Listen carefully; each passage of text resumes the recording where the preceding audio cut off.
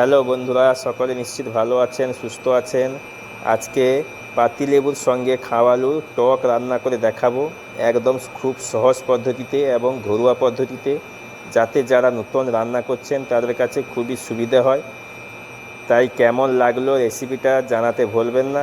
ভালো লাগলে অবশ্যই একটা লাইক করবেন ও শেয়ার করবেন, এবং নতুন বন্ধু হলে সাবস্ক্রাইব করে নেবেন। নতুন বন্ধুদেরকে স্বাগত জানিয়ে, পুরনো বন্ধুদের পাশে থাকার জন্য ধন্যবাদ জানিয়ে শুরু করব আজকে রেসিপি। বন্ধুরা, এখানে খাবারও রেখেছি। এই খাবারটা দিয়ে আজকে টক বানাবো, নেবু টক।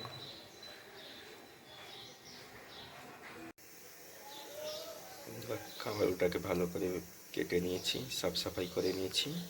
এই যে কেটে এখানে রেখেছি। তার সঙ্গে নেবু টক বানাবো, নেবুটাও কেটে এখানে রেখেছি, এই যে দেখতে পাচ্ছেন।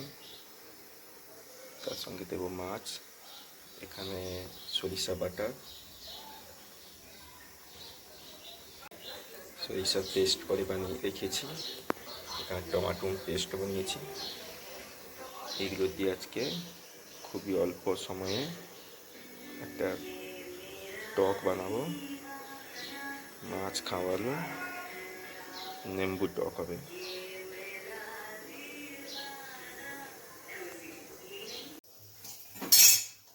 হ্যালো বন্ধুরা, দেখছেন আপনার রান্না বসিয়ে দিয়েছি। এবার তেলটা গরম হয়ে গেছে, তেল দিয়ে দিয়েছিলাম।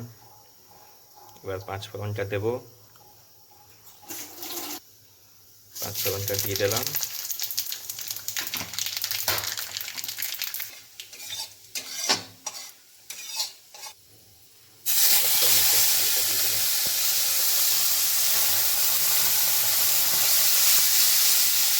সরিষা বাটাটা দিয়ে দিলাম।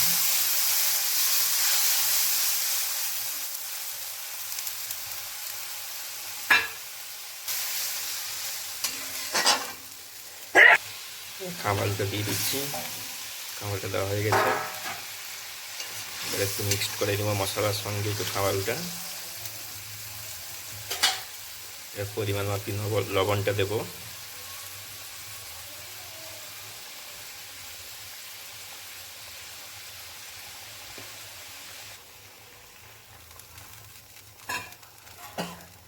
এবার কিছুক্ষণ থালা চাপিয়ে রেখে দেবো। এখানে নেবুটাকে চিপড়িয়ে আমি রসটা বের করছি। এই রসটা সেখানে দেবো, দিলে টক হবে। যে নেবুটা চিপড়ে রসটা বের করে এই যে পরিমাণ মাপিয়ে বের করেছিলাম, রেখেছি এখানে বাটিতে। লেবুর সঙ্গে একটু চিনি দিয়ে দিচ্ছি, টক মিষ্টি লাগবে। খাবারটা দিয়েছিলাম কাঁচা অবস্থায়, সেদ্ধ করা ছিল না। জলটা এই যে গরম করছি, এই জলটা দেবো সেদ্ধর জন্য। এই সেদ্ধর জন্য এই যে গরম জলটা দিয়ে দিলাম। খাবারটাকে সেদ্ধ করতে হবে।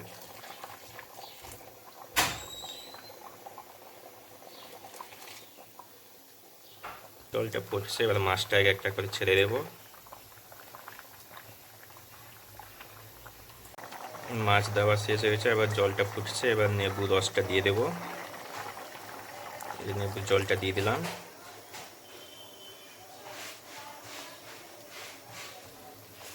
এবার ভালো করে মিক্সড করে নেব।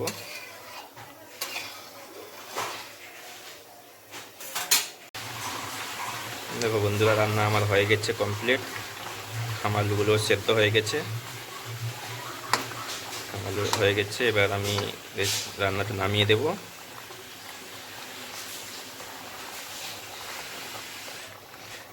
ভিডিওটা ভালো, এরকম ভালো ভালো ভিডিও পেতে গেলে আমার চ্যানেলটিকে সাবস্ক্রাইব করে নেবেন। অল্প সময়ের মধ্যে রান্নাটা হয়েছে। ভিডিওটি শেষ পর্যন্ত দেখার জন্য সবাইকে ধন্যবাদ।